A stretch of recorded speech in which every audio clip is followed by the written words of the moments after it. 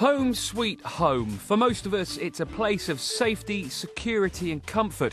We often hear that home is where the heart is, but many of us are sharing our homes with hundreds of thousands of unwelcome lodgers living in those tiny nooks and crannies. Yes, even if your home appears clean and beautifully tidy, it may well be loaded with microbiological threats. So we visited two average family homes to take a closer look at what invisible perils lurk beneath. Helen and Paul live with their baby daughter Annabelle and dog Sooty in the pretty village of Sandal, Yorkshire, and they're confident they keep a clean house. I like to make an effort of cleaning the house every evening, as much as I can. Obviously we've got a dog and the little one in the house, but time constraints don't always allow for me to do it as well as I'd like. But it's not easy when you've got a one under two. But she's really good and she gives us plenty of messes to clean up, and I think between us both, I like to think we do quite a good job of cleaning. You know, we start, as my mum always said, start at the top, work your way down, dusting, and I'm the master of the vacuum cleaner. Yeah, well, yeah, that's what you think. And just down the road in Wakefield, full-time mum Andrea is equally confident about the state of her place, despite having a husband, 3 boys under 10 and a slightly crazy dog to look after. I think we're a very clean family with having 3 boys, 3 young boys and a dog. I like to keep things clean, hygienic as well. I give a thorough clean once a week, and then on an evening time when the boys have gone to bed, I make sure everywhere is tidy. So it's time to discover the truth, and the gloves are on as our 2 top technicians set to work in each home.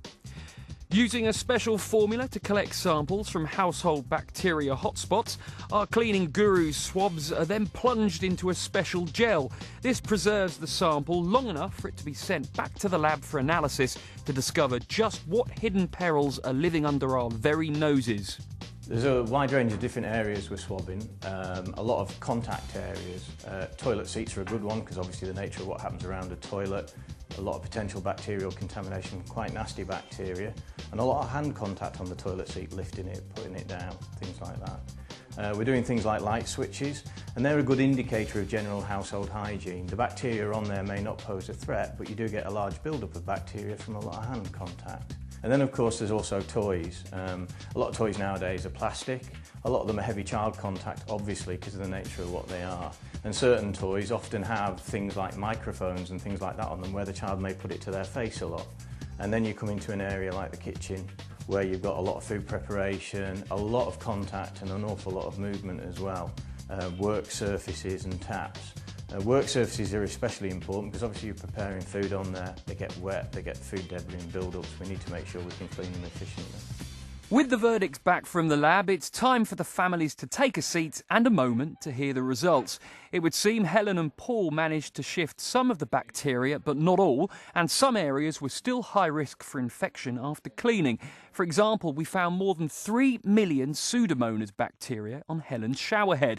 And as for Andrea, well, could do better is definitely the message.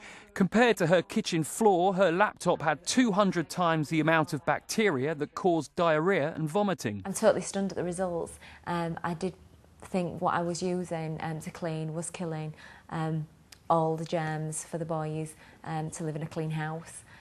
So I'm totally shocked at that.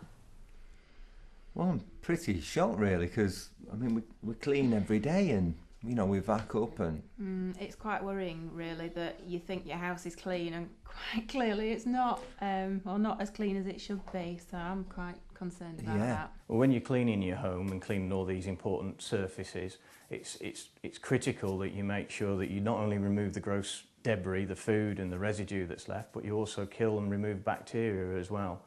You can't see bacteria on a surface, they're incredibly small, they're 1/1000th of a millimetre in diameter. So therefore you've got to make sure you get rid of these organisms. The best way to do it is to use disinfectants that kill bacteria and viruses. So it's on with the marigolds as our families get back to work, tackling their home with a newfound gusto, having learned their lessons. There are many bacteria and viruses that you can find around your home, and it's important to keep their numbers down to protect you and your family from ill health. They can cause all sorts of health problems, from stomach upsets through to chest infections.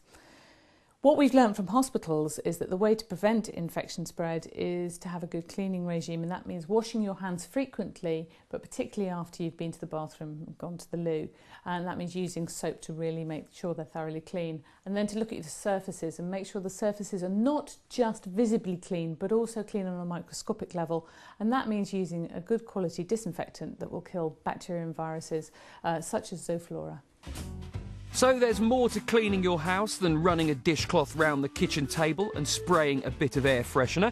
If you want to keep your house both hygienically clean and safe for all the family, it's essential to remember the high contact areas and to use an effective disinfectant to eliminate bacteria and viruses, making your house, once again, a home sweet home.